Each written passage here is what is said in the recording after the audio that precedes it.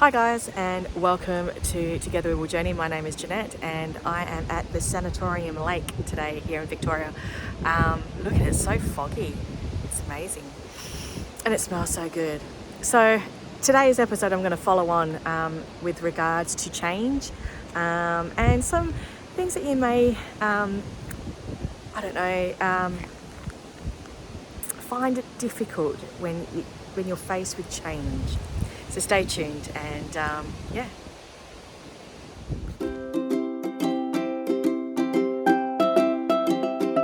So here we go for a little bit of a walk down to the lake. Apparently this lake was man-made for a potential tuberculosis hospital that was going to be built up around here. But apparently it didn't eventuate. Yeah, interesting, a little bit of history. Anyways, so why change is important? Okay, so change is inevitable and it's important. So I'm just watching where I'm going so I don't slip. But yeah, change is extremely important in life. We can't stay stagnant, I suppose, is the word to be used. Hang on, sorry, I'm just trying to figure out which way to go. So if you come to crossroads like this, which way do you go? What direction do you want to go into? Let's go this way. But yeah, change is important. Change is important in life. Now, whether it's a career change, relationship change, it's all necessary. And it's always going to benefit you in some way or another. And you'll find that road through the gloom and doom, and you'll find that light. Just don't stay in the gloom and doom, and just get out there and things will eventually unfold and you will see the bigger picture. So, change is 100% necessary. So how do you deal with the uncertainty? How do you know that wow.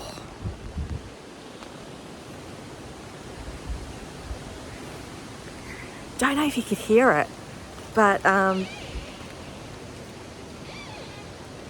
these trees are creaking. It's kind of eerie. It's kind of lovely though. But yeah, that tree was creaking. Yeah, very interesting. Hope it doesn't fall down before I leave. Yeah, so how do you know that, change is not an uncertain, how do you get through that uncertainty? Basically, right, you need to do something, whether it's change careers, change countries, change states, change relationship. There's a reason for that change. And it might be the fact that you are feeling, disconnected. You might be feeling like wherever you are in life, it's just not going anywhere. You feel like, it's just, you just feel ugh, is how I like to describe it. And if you feel ugh, then there's a reason for it. Is there crocodiles in Victoria? And there's a reason for it, So you've got to think about what is the change going to bring for you. And like I said, change, when things are meant to happen and it's meant to happen for a reason, change works really, really fast for me. I believe that's the lake, guys. So, yeah, when I decided to move here into Victoria, there were many factors that played a role in my move. And one, I said to a friend of mine, I said, I'm going to be moving closer to you sooner than later. Things just seem to unfold a lot faster. And that's kind of a clue to say, yes, all right, cool, you're definitely on the right track. However, how do you know if the change is meant for you?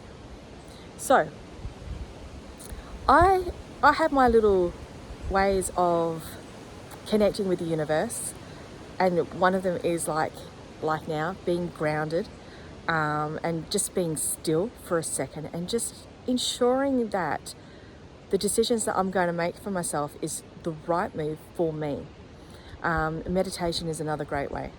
And you'll just know, because there'll be little signs that will pop up when you least expect it, when you're not searching for it. And you will then realize, yeah, I need to do this change and it's going to benefit me. So, isn't that lake beautiful? And on the other side of the lake is just literally just bushland. Oh, this is really nice here, actually. So how do you overcome the fear of change? Well, overcoming the fear of change is quite easy, right? You've just got to give it a go. You've got to stop not allowing things to flow. So just let loose of the control that you have and just go with the flow. At the end of the day, right, if change is needed, change is needed. Don't fight it, flow with it. But if it's not the right move for you, or if it wasn't the right, or if you feel as it's not the right move for you, then give it time, okay? There is a reason why things need to change, and you may not know the true reason of it until later. It may not occur to you, it may not reveal itself to you until you're ready to receive it. And it may not reveal itself to you, may not receive it straight away. Okay, so there's obviously a reason why I'm here in Victoria, and that's great. Change was inevitable for me. I needed to move, and I'm just went with the flow, and it just happened. So, you know, it's one of these things that happens in life. Was I worried about, you know, moving so far away? Sorry, my thumb just got in the way. Yeah, 100%. Obviously that fear is going to come up, but I'm not going to let it rule me.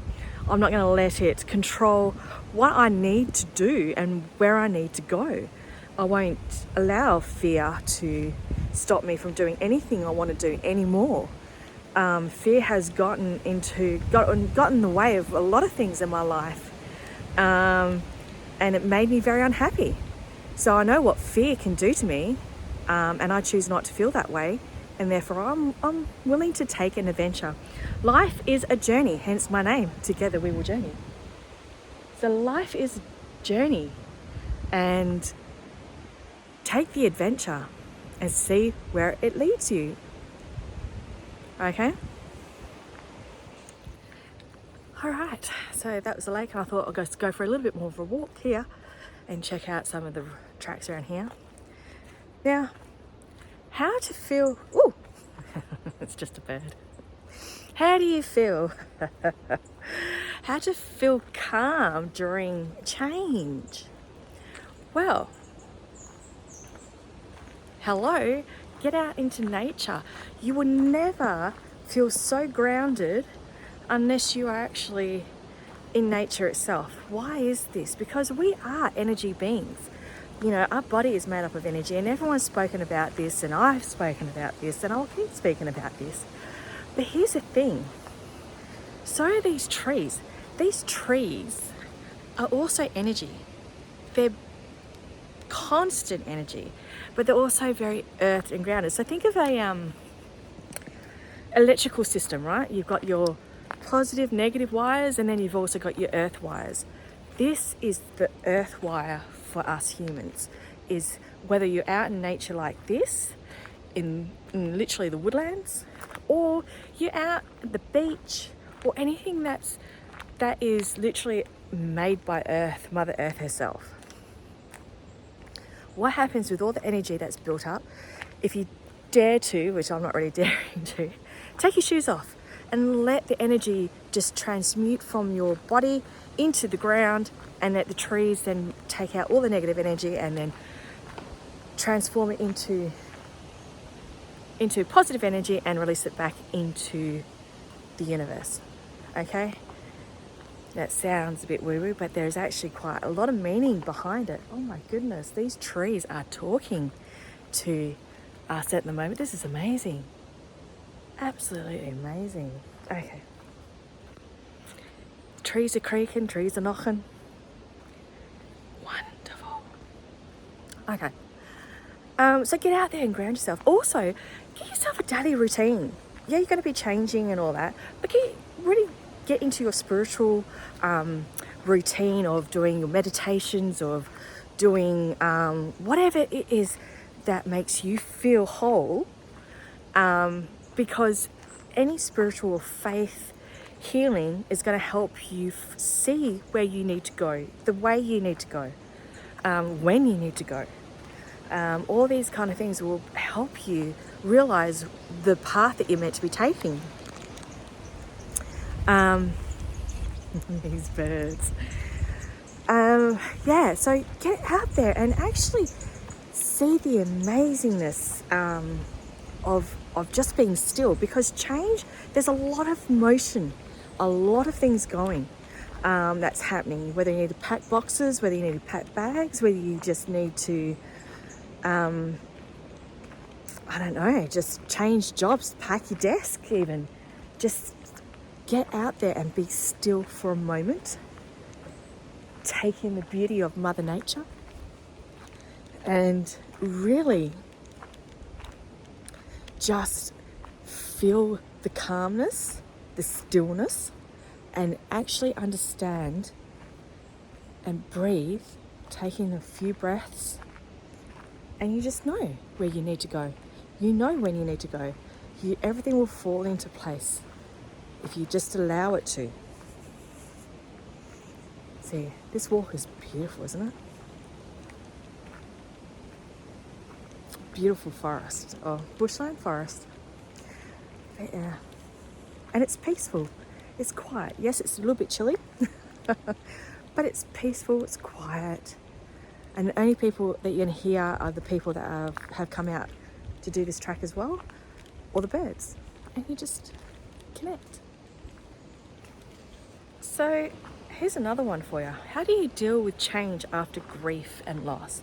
After someone has passed that meant so much to you? You're still here. You're still here on this earth.